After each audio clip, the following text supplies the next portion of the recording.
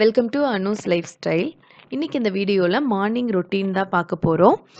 இன்னைக்கு பிரேக்ஃபாஸ்ட்டுக்கு சாம்பார் வடை செஞ்சிட்ருக்கிறேன். இதுக்கு ஒரு 2 மணி நேரம் முன்னாடியே நான் உளுந்து ஊற வச்சுருந்தேன். அதை வந்து இப்போ அரைச்சி எடுத்துட்ருக்கிறேன். என்னோடய வாய்ஸ் பார்த்திங்கன்னா ரொம்ப மோசமாக இருக்குது. கொஞ்சம் அட்ஜஸ்ட் பண்ணிக்கோங்க. எனக்கு த்ரோட் இன்ஃபெக்ஷன் இருந்துச்சு. இப்போ கம்ப்ளீட்டாக ரெக்கவர் ஆகிட்டேன். ஆனாலும் வந்து வாய்ஸ் இன்னும் திரும்பி வரல. எனக்கு பழைய வாய்ஸ் இன்னும் வரல. கொஞ்சம் அட்ஜஸ்ட் பண்ணிக்கோங்க. ரொம்ப மோசமாக தான் இருக்குது. இப்போ வந்துட்டு மாவு அரைச்சிட்ருக்கு. நான் வந்து ஏற்கனவே ஒரு வீடியோவில் உங்களுக்கு காட்டியிருந்தேன். இந்த மாதிரி நான் உளுந்து வடைக்கு எப்பவுமே எல்லாமே வந்து மாவு அரைக்கும் போதே உள்ளே சேர்த்து அரைச்சிடுவேன். ஏற்கனவே க்ரஷ் பண்ண பெப்பர் இதில் நான் போட்டுட்டேன். நான் முழு பெப்பர் போட்டோன்னா கொஞ்சம் கிரைண்டர் வந்து ஸ்ட்ரக் ஆகும். அதனால் கொஞ்சம் க்ரஷ் பண்ணினது போட்டிருக்கிறேன்.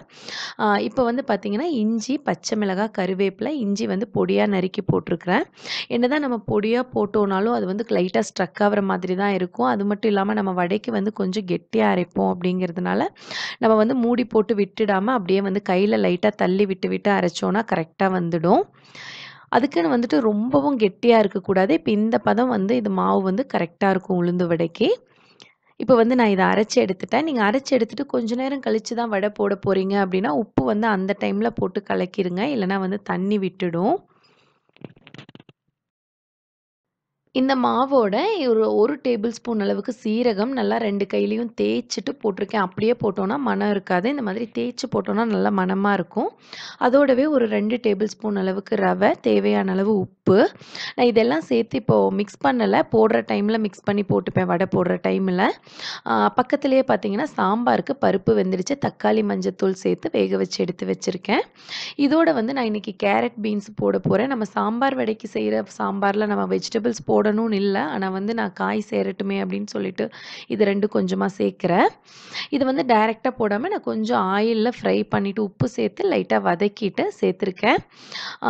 இதில் பார்த்தீங்கன்னா கடைசியாக வதங்கி முடித்த டைமில் கொஞ்சமாக பெரிய வெங்காயம் பொடியாக நறுக்கி அதையும் சேர்த்து இதில் சாம்பாரில் கொட்டியிருக்கேன்.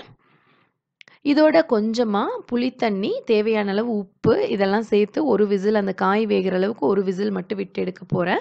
இது தாளிக்கிறதுக்கு பார்த்திங்கன்னா ஒரு 2 டேபிள் ஸ்பூன் அளவுக்கு கீ, 2 டேபிள் ஸ்பூன் அளவுக்கு ஆயில் இது 2 சேர்த்துட்டு கடுகு பொரிய விட்டு சீரகம் சேர்த்து அதுவும் பொரிஞ்சதும் ஒரு காஞ்ச மிளகாய், இதெல்லாம் ஃப்ரை ஆனதும் பொடியாக நறுக்கின வெங்காயம் கொஞ்சமாக, கூடவே கருவேப்பிலை, பச்சை மிளகாய் இதெல்லாம் சேர்த்துட்டு நல்லா வதக்கிட்டு அதோட ஒரு டேபிள் ஸ்பூன் அளவுக்கு சாம்பார் பவுடர், கொஞ்சமாக பெருங்காயத்தூள் இதெல்லாம் சேர்த்து ஃப்ரை பண்ணிவிட்டு இதில் வந்து வேக வச்சுருந்த பருப்பு, காய் இதெல்லாம் வந்து இதோட சேர்த்துருக்கேன். நல்லா தண்ணி மாதிரி இருந்தால் தான் வடைக்கு வந்து நல்லாயிருக்கும். நான் வந்துட்டு இப்போ நல்லாவே தண்ணி மாதிரி தான் விட்டுருக்கேன். ஆனாலுமே இது கொஞ்சம் ஆறும்போது இன்னுமே லைட்டா கெட்டியாயி வந்துரும். இப்ப இது மூடி போட்டு உப்பு செக் பண்ணி மூடி போட்டு ஒரு கொதி விட்டு எடுத்துறலாம். இப்ப சாம்பார் ஒரு கொதி வந்துருச்சு. ரெடி ஆயிடுச்சு. நான் இப்ப இதுல மல்லி இலை எதுவும் இதுல சேர்க்கல. ஏன்னா நம்ம வடையில சாம்பார் போட்டுட்டு அதுக்கப்புறமா அது மேல போட்டுட்டோம்னா இன்னுமே கொஞ்சம் ஃப்ரெஷ்ஷா இருக்கும். இப்ப வந்து வடை போடுறதுக்கும் இங்க ஆயில் காஞ்சிடுச்சு.